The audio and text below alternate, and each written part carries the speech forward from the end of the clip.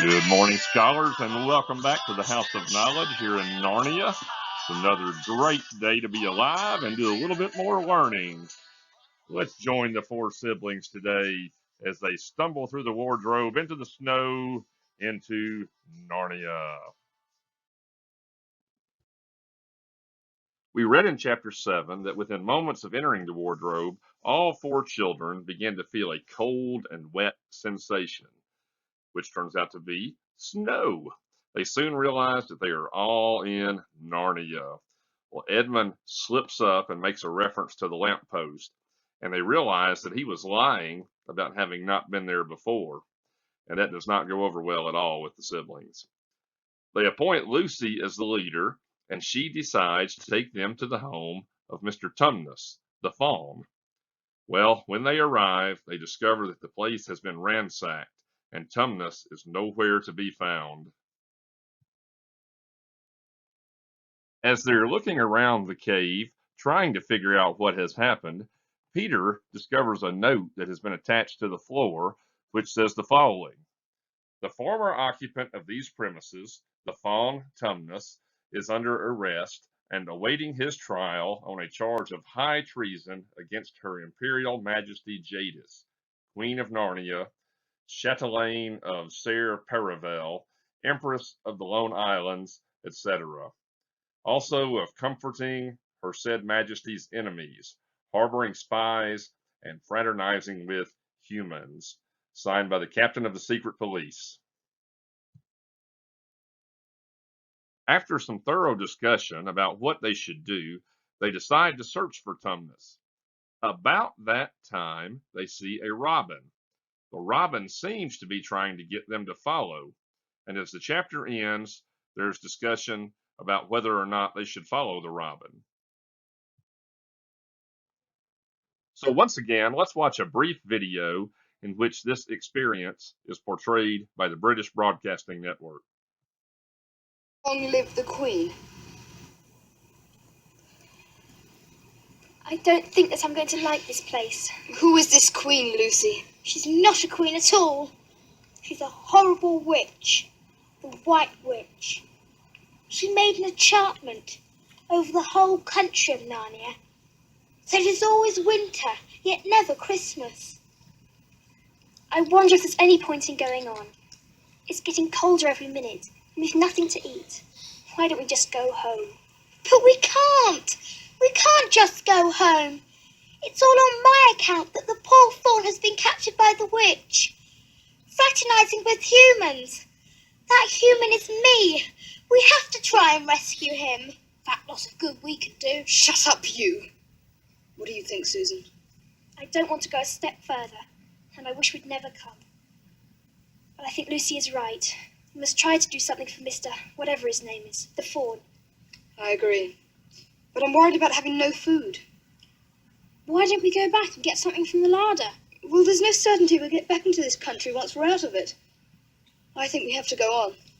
Yes, so do I. Right.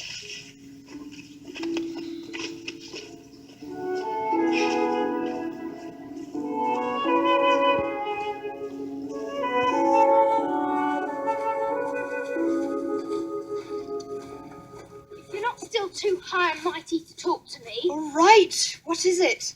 Look, we don't even know where this fawn's imprisoned. No. And another thing, how do we know he's in the right? We've been told this queen's a witch, but we don't know she's in the wrong. Yes, but the fawn saved Lucy. Well, he said he did. How do we know that? Peter! What is it? There's something moving. Where? There, among the trees. We are going to discuss two things today. The first is the robin. The second is the difference between movies and books. Let's start with the robin. C.S. Lewis chose to use a robin as the guide for the children. Is it significant that he chose to use a robin, or did he just randomly pick this bird for no particular reason? Feel free to pause the video and discuss that for a moment.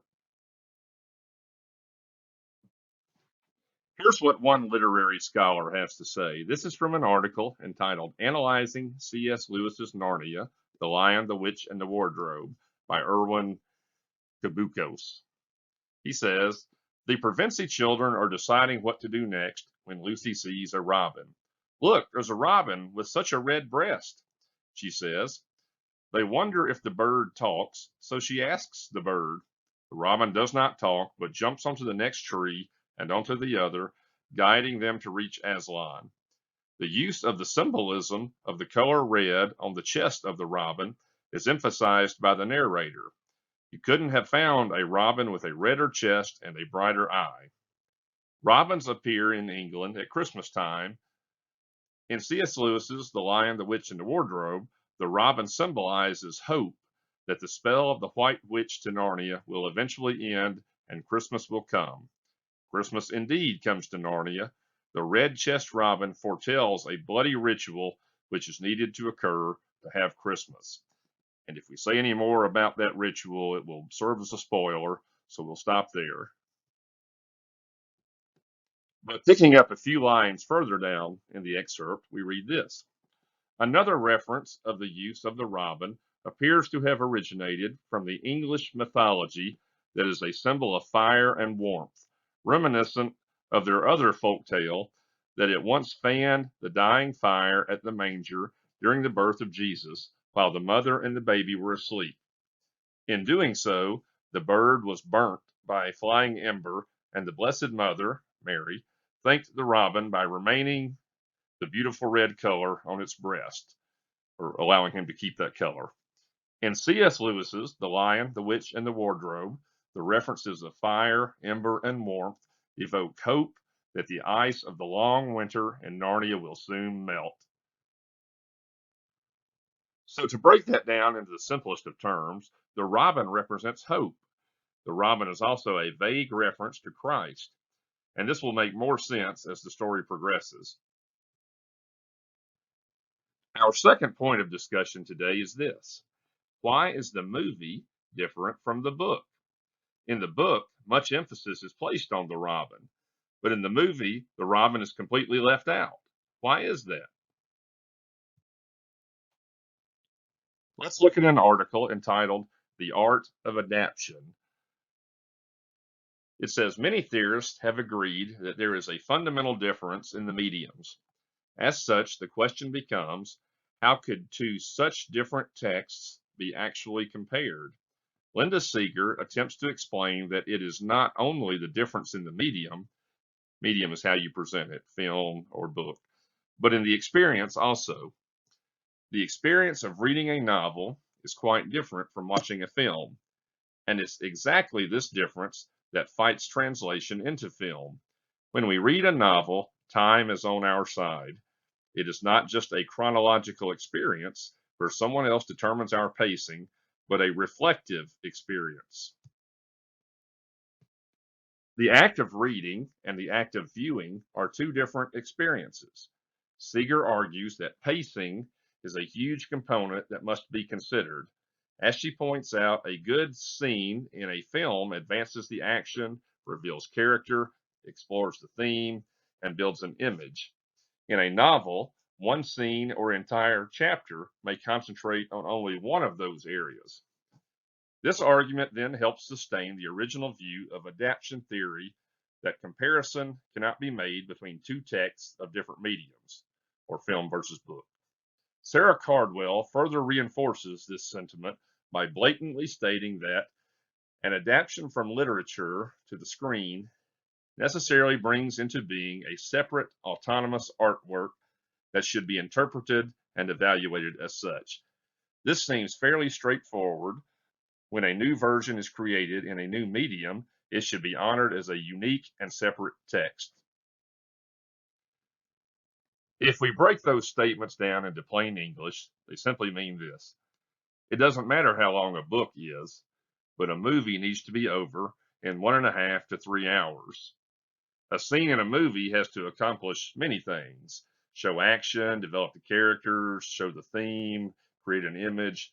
But a scene in a book can focus on just one particular thing. So basically, many elements in the book simply either won't work on the screen or would make the movie too long. In the case of The Lion, the Witch, and the Wardrobe, we can assume that the robin scene would either have made the movie too long or that they found another way to get the same idea across. As we prepare to read chapter 7, let's look at a few new vocabulary words which you will encounter. Dodging means avoiding. For example, when you play dodgeball, you are avoiding the ball. A token is something to show identity or friendship. For example, a wedding ring is a token of your parents' marriage. You might give someone a watch as a token of your friendship. So a token shows your identity or your friendship. Festoons or decorations. An easy way to remember that is to think of festivities, and you are usually seeing decorations at a festivity. Gum boots are rubber boots, which you would tend to wear in the snow or the rain. Oilskin is a British term for raincoat. Mortar is material used in building walls to hold things together. You've probably heard a reference to bricks and mortar. Mortar is the gray stuff between the bricks that holds them in place. If you got wind of something, it means you heard about that something. Merely a trifle means nothing special or no big deal. So your challenge today is to read chapter 7. Pretend again that you are any of the 4 children and answer this question. Do you trust Mr. and Mrs. Beaver? Why or why not? Answer that in 1 to 2 proper and complete sentences and email your response to gekelley@jmcss.org for the shout out. So it's been a great day with you. I look forward to seeing you tomorrow. I love you guys and I'm so proud of you. Keep up the good work.